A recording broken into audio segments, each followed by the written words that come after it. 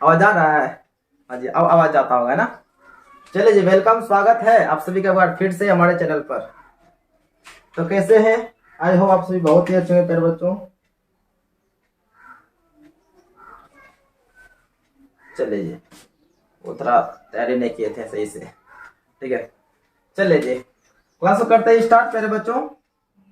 तो देखिए, आपका क्वेश्चन बैंक जो है ना 2016 तक हम कंप्लीट कर दिए थे, बिल्कुल ए टू जेड और बिल्कुल परफेक्ट 100% ऑब्जेक्ट आपको हम बिल्कुल सही से बताए हैं, ठीक है ना।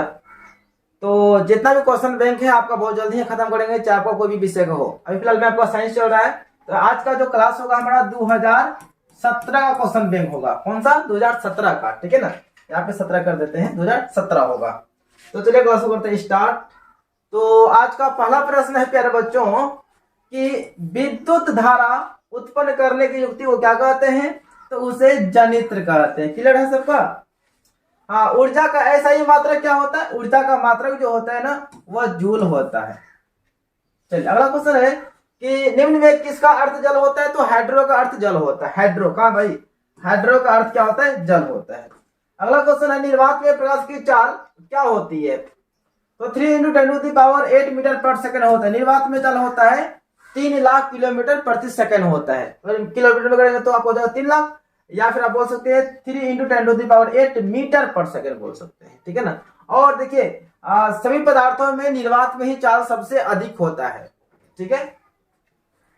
अगला क्वेश्चन है कि प्रकाश के परावर्तन के नियम से निर्धारित होता है। बच्चों, प्रकाश के परावर्तन के नियम से क्या होता है? हमारा आपतन कोण जो होता है ना, यानी कि आई बराबर क्या होता है? आर होता है। आपतन कोण परावर्तन कोण के क्या होता है? बराबर होता है। तो बोलेंगे आपतन कोण और परावर्तन कोण आपस में क्या होता है?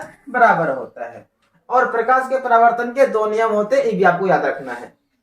अगला क्वेश्चन है लेंस में मुख्य फोकस की संख्या कितनी होती है? फिर बच्चों, लेंस में मुख्य फोकस जो है ना आपका 2 ही होता है। कैसे 2 होता है? तो देखिए, एक हम लेंस बना लेते हैं, उत्तल लेंस है। इधर हमारा होता है f1, इधर हमारा होता है f2, ठीक है ना। ये हमारा अपवर्तक सतह होता है। तो f1 f2 तो कितना हुआ हमारा मुख्य फोकस? 2 हो गया। अगला क्वेश्चन है कि ताप बढ़ने से चालक का प्रतिरोध क्या होता है? तो ताप बढ़ने से चालक का प्रतिरोध भी बढ़ जाता है। अगला क्वेश्चन है कि साग सब्जियों का विघटित होकर कंपोस्ट बनाना किस प्रकार की अभिक्रिया है? कहते बच्चों, यह क्वेश्चन को ना आप MI मार लीजिए, मोस्ट इंपोर्टेंट।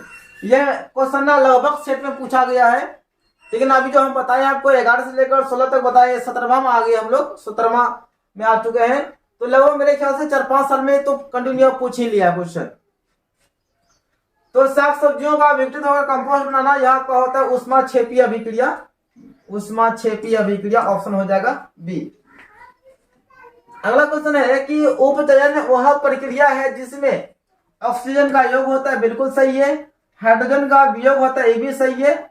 यहाँ उपयोग नहीं, वियोग हो जाएगा, ठीक है ना।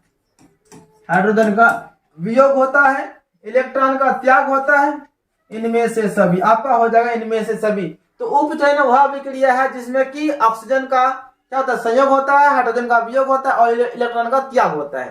तीनों आपका कथन सही है। अगला क्वेश्चन है कि विद्युत अपघटन में इलेक्ट्रॉन मुक्त होता है। तो विद्युत अपघटन में इलेक्ट्रॉन जो है ना एनोड पर मुक्त होता है। किस पर? एनोड पर। सक्रियता श्रेणी में सबसे अधिक क्रियाशील धातु है। तो सबसे अधिक क्रियाशील धातु की बात करेंगे तो वहां पर हो जाएगा सोडियम। सोडियम जो है सबसे अधिक क्रियाशील है। यदि क्वेश्चन पूछे कि सबसे कम क्रियाशील धातु कौन है, आपका हो जाएगा कॉपर। कॉपर क्या है? सबसे कम क्रियाशील धातु है। अगला क्वेश्चन है कि एल्डिहाइड सदस्यों का क्रियाशील समूह कौन है? तो एल्डिहाइड, यह तो हमारा एल्कोहल हो जाएगा। अल्कोहल, हमारा अल्कोहल का है, ये भी नहीं है। इसका होता है क्या? बोन बोन COH, सॉरी माफ कीजिए, एगो बॉन्ड होता है यहाँ पे, एगो बॉन्ड ऐसा होता है आपका एल्डिहाइड का। तो क्या ये है क्या? आज यहाँ पे थोड़ा मिस्टेक करता है, तीर नहीं हुआ, यहाँ पे ई वाला होगा, ठीक है ना। बॉन्ड तो आपका ऑप्शन हो जाएगा सी। सी आपका बिल्कुल परफेक्ट सही है। आपका जो है ना ये जो हो जाएगा बॉन्ड सी ऑक्सीजन हाइड्रोजन, यहाँ पर क्या है एल्डिहाइड समूह का सदस्य है, एक ग्रुप का है। अगला क्वेश्चन है एल्काइन श्रेणी के सदस्यों का समान सूत्र क्या होता है। एल्काइन का होता है CnH2n, CN इतना नहीं होगा, हाँ जी CnH2n, आपका ऑप्शन ये हो जाएगा CnH2n, यह हमारा हो जाएगा एल्काइन। चलिए अगला क्वेश्चन है 1 pm मतलब 1 पिकोमीटर क्या होता है। 1 पिकोमीटर जो होता है वह 10⁻⁻12 के बराबर होता है। निम्नलिखित में से नर युग्मक कौन है, तो आपका शुक्राणु नर युग्मक होता है और अंडाणु जो है आपका मादा युग्मक होता है। क्या होता है भाई, मादा युग्मक होता है। अगला है कि जिब्रेलिन है, जिब्रेलिन आपका एक हार्मोन होता है या पादप हार्मोन है और इसे हम लोग ना वृद्धि हार्मोन के नाम से भी जानते हैं। यानी कि पेड़ पौधा जो वृद्धि करता है कि वो यानी पेड़ पौधा जो बढ़ता है जो वृद्धि करता है तो उसका वजह क्या है, उसमें आपका ना जिब्रेलिन हार्मोन पाया जाता है। जिब्रेलिन हार्मोन के कारण से पेड़ पौधा में वृद्धि होता है। अगला है कि पादप में फ्लोएम उत्तरदायी होता है, तो पादप में फ्लोएम जो होता है यह भोजन का संवहन करता है। देखिए आपका पादप, पादप का मतलब क्या, पेड़ पौधा। पेड़ पौधा में 2 ऊतक पाया जाता है, एक जाइलम एक फ्लोएम। जाइलम का काम होता है कि जल का परिवहन करना नीचे से ऊपर की ओर केवल, और फ्लोएम का काम क्या होता है खाद्य पदार्थों का परिवहन करना। और इसमें फ्लोएम में खाद्य पदार्थों का परिवहन नीचे और ऊपर दोनों ओर होता है, मतलब सभी दिशाओं में इसका परिवहन होता है। तो जाइलम का काम, फ्लोएम का काम क्या होगा, खाद्य पदार्थों का परिवहन करना, और जाइलम का काम क्या होगा, जल का परिवहन करना। यहाँ पे आपका फ्लोएम है तो आपका हो जाएगा भोजन का परिवहन करना, खाद्य पदार्थ। पत्तियों का मुरझाना किस हार्मोन के कारण होता है। देखिए पत्तियां जो मुरझाती है उसका वजह है एब्सिसिक एसिड। एब्सिसिक एसिड का ही वजह से पत्तियां क्या होती है, मुरझाती है या झटके गिर जाती है। 2 तंत्रिका कोशिका के मध्य खले स्तन को क्या कहते हैं, इसे हम लोग सिनेप्स कहते हैं।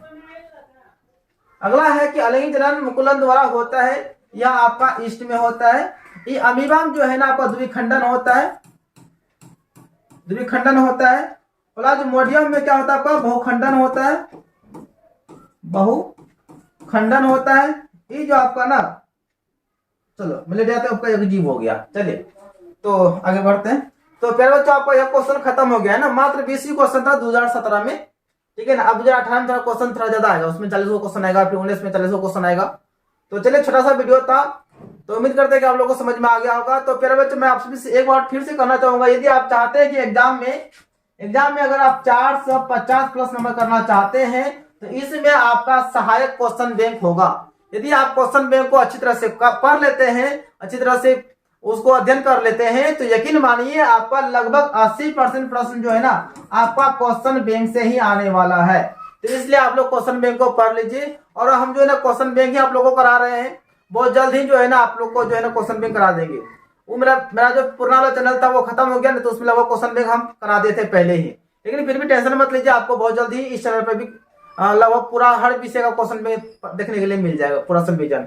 और देखिए आपका जो क्वेश्चन बैंक में जो आंसर रहता है ना वो लगभग आंसर गलत रहता है प्यारे बच्चों, ठीक है ना। तो इसलिए एक बार हम उसको शुद्धिकरण कर लेते हैं, उसके बाद आप लोग के सामने आते हैं। तो क्या कीजिएगा आप लोग, आपसे रिक्वेस्ट मैं ये करूंगा कि आप लोग ना क्वेश्चन बैंक को जरूर पढ़ लीजिएगा, ठीक है ना। हो सके तो आप नोट बना, यानी एक नोट कॉपी बना लीजिएगा क्वेश्चन बैंक के लिए। साइंस के लिए अलग बना लीजिएगा, समाज विज्ञान के लिए अलग बना लीजिएगा, और मैथ के लिए अलग बना लीजिएगा, तो आपके लिए बेस्ट रहेगा, ठीक है। तो चलिए जय हिंद वंदे मातरम। वीडियो देखने के लिए दिल से थैंक यू आप लोगों को। इसी तरह से सपोर्ट प्यार करते रहिए, आगे बढ़ते रहेंगे और आप लोग के लिए हम काम करते रहेंगे, ठीक है। All the best.